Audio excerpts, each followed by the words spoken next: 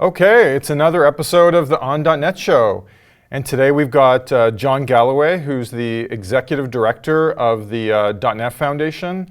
And he's going to talk to us about the .NET Foundation Summer of Code and what that was and how it went. Because Labor Day has passed, so summer is over. Summer's done. Yeah, so Jon, how about you introduce yourself? I think we work together.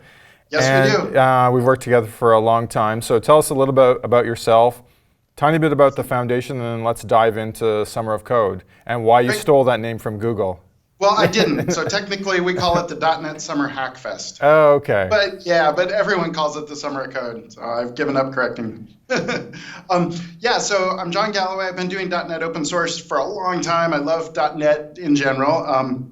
I've been the executive director of the .NET Foundation since March, end of February, beginning of March. So the .NET Foundation's job is to support .NET open source projects. And that includes things like, that are mostly developed by Microsoft. So, like Core CLR, CoreFX, that sort of stuff, ASP.NET. It also includes other projects that have joined the .NET Foundation that were started in the community, things like Benchmark.net, XUnit, there's a long list. Some recent ones that have joined are like Aka.net, So those as well, those are projects that, need support. They need build servers, they need SSL certs, they need all these sorts of things. And we don't want to have every single project have to do all the same things themselves. We want them to write good code and, be out there and with their community. So .NET Foundation's kind of role is to support open source projects. Yeah, it feels like it's a little bit of that, how's the saying go? Like, let all boats rise kind of thing. So you guys kind of make it so that you provide this kind of minimum level support, and then those are all things projects don't have to do, and they can just focus on writing their cool thing.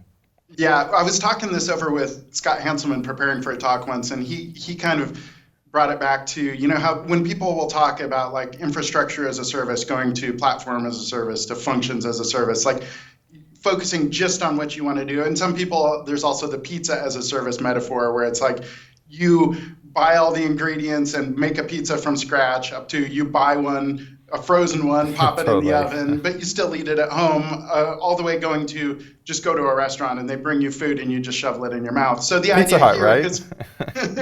So the idea here is focusing on, we want to pick up and provide as many services as possible so that the people running the projects can just say like, hey, Jon, we need a wildcard cert, hook us up. And then, it's the time to set it up, and it's also the money, and it's someone who's, run open source projects in the past, it's like always getting your credit card out, and it's not that much, but it's just another thing, So Totally, makes sense.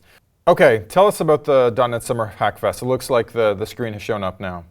Yeah. So the idea here was to provide a period of time. We took a 6-week chunk of time. It was right around when .NET Core 2 was shipping and running up to beginning of September, because we've got .NET Conf coming in the middle of .NET Conf. So we wanted to say, hey, let's build some stuff, probably update some code to .NET Standard, and then talk about it, show it off at .NET Conf. So each project hosted, and looking at, I'll pick a specific one here, like .vvm. We said, create a wiki, create some up for grabs items. Nice. Right, and so then in some cases we did things where we actually had they would create a project. So as an example, during this first session, Keen.io had one, and they just created a GitHub project, created a bunch of items using .NET Summer labels. And the big kind of thing that was accomplished during this time was we ported their SDK to .NET Standard. Love it. Yeah, it was great, and we had people in the community showing up. We had the Keen.io team runs Hackfest regularly. They're good at this stuff, and they were brave enough to jump in as our first session. And then when we got stuck at one point, we worked with Oren Novotny, an MVP, and we also had a call with Mo Landworth, and got through any kind of roadblocks in order to get this, ported. Well, I love that, because it looks like this is another benefit of being in this program, because obviously Emo and Oren are experts. I mean, it's hard to find two people more qualified to work with. And so I'm assuming that Oren and Emo were maybe a little bit more motivated to work with these folks because they were in Google Summer of Code and to make them successful in this tight window. Absolutely, yeah. Yeah, So that's that awesome. was exactly part of it. Yeah. So that was session one. For session two, we had two other projects. One was .vvm. So .vvm is a pretty cool web framework that does kind of a front-end MVVM style approach. So they had a Hackfest in Prague. They had a group of people show up. We sponsored it under .NET Foundation. They built a lot of stuff that day. They did they built an extension for Visual Studio Code with completions for all their controls.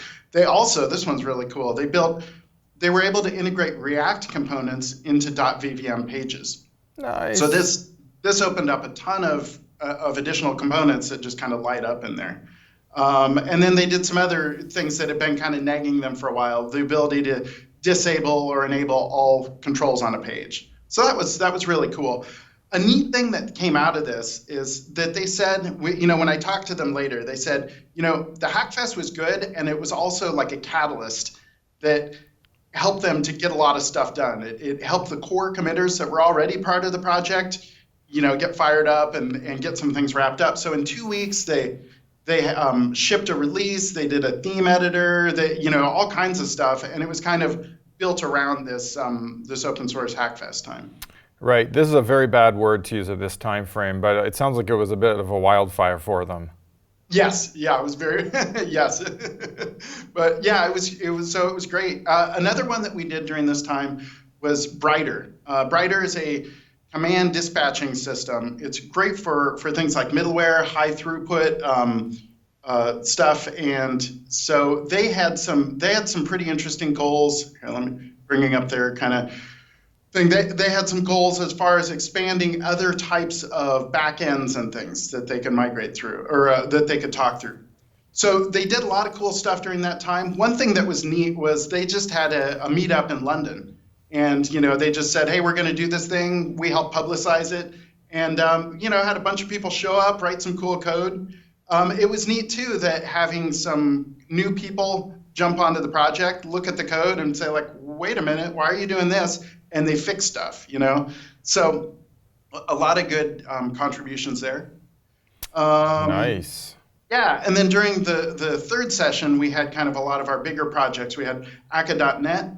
The big thing they did there was they launched an Akka.net contrib organization and built out a lot of cool stuff, different plugins for backends and serialization and stuff. So that was really slick. And again, this is the example, we had this kind of standard format where we would say, here's a recommended thing, give us your goals for the session, how to contribute, explain if there's anything weird about how to set the project up, how to get the build going. Most projects had a Slack or a Gitter or something set up for chat. Right. And then if they had any in-person events, they would announce that there too. Right. So one thing I really like is, and you mentioned this a bit at the start, is .NET Core 2.0 had shipped around this same time frame, and .NET Standard 2.0 was kind of finalized in the same time frame. It sounds like these projects did a little bit of both of, very project-specific, domain-specific work related to that project, but then they also kind of lined up with this new release that we had just did. So the timing was kind of perfect.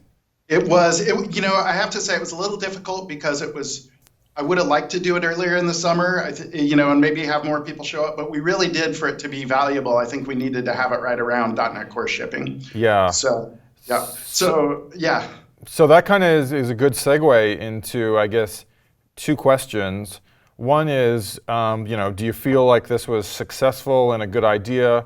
And then obviously, when is this going to happen again? And are you going to repeat it? Yeah, well, one other thing I got to brag about. Oh. One of our last, or two quick Sorry. things I want to brag about. The third session, we kind of made this thing open. We said, hey, we're willing to help sponsor events, help run events. So the MVVM Cross folks really kind of took us up on this. They ran they ran two in-person events. One was a big thing they rented out a theater and had people fly in from around the world. They had people come from Argentina and Switzerland. Wow. And, yeah. We had Laurent Bugnon come up and speak at it as a new Microsoft employee. He was speaking on Azure Functions. So during that day, they got 11 pull requests, and they got a total of 57 pull requests during this Hackfest. So 2 weeks. So, and it looks like they had a ton of fun, too. They ran a whole conference out of this. Wow, that sounds like a little bit like Davos or something like that. Yeah. One other person I got to brag about is Tarun. He showed up to every single session and made contributions in every session, and in some he would hop between different projects. So this is some of the stuff that I was, as far as what went well, things we'd like to do differently and all that. One thing that I think did really go well is we wanted to mix people together. We wanted to make connections between existing established projects and developers and some new people, new to the community, new to open source, people that are excited and engaged but kind of want to know where to jump in. So that was really big, I think. I definitely want to do this again. Some places where I think we could do more and better. One is I would like to do some things where we get more developers to show up. And I've talked to some people about some ideas, and again, it was tough scheduling wise, but with some longer time and maybe a bigger block of time to work with, it would be neat to do some things where we coordinate with businesses or user groups and say like, hey, why don't we have 3 user groups around the world on a Saturday all show up? We get 100 people contributing to some of these projects, like scale it up more. So basically just buy a lot of pizza. Yes, there you go. Pizza's the answer to a lot of things. So that sounds like a great idea.